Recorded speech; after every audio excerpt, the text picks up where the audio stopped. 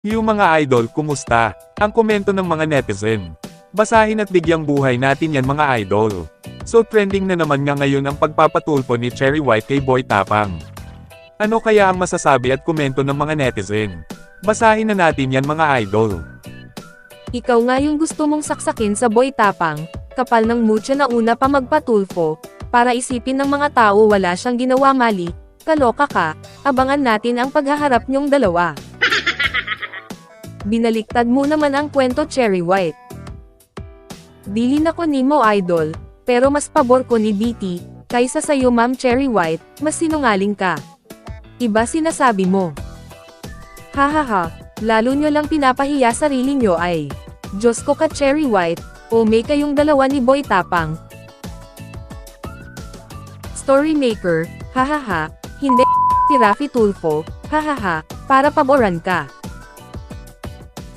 Impes ka Boy Tapang, ito na sinasabi ni Miss Cherry na tamang venue na kayo magkikita.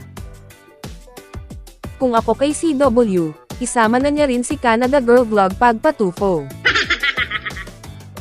Hahaha, utot mo Cherry, binaliktad mo pa ang istorya, si Boy Tapang naman ang nakipaghiwalay sa'yo dahil. Sumagot ka Boy Tapang, wala naman silbi ang sinasabi niya sa tulfo. Yun lang pala.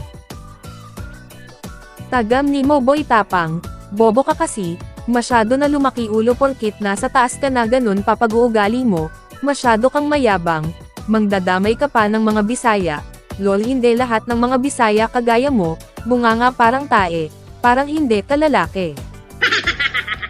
Yari si Boy Tae, Boy Tapang pala haha. Nonsense naman para magpatulfo ka. Wala ka na siguro masabi. Gulang idol Cherry White, support kami sa'yo, I love you idol. Ha, nung una kong maglaplapan kayo para kayong mga ngayon papatulfo kayo, hahaha.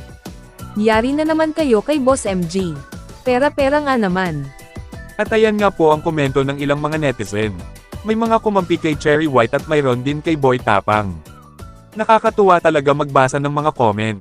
Pero hanggang dito na lang muna tayo mga idol. Maraming salamat sa panunood.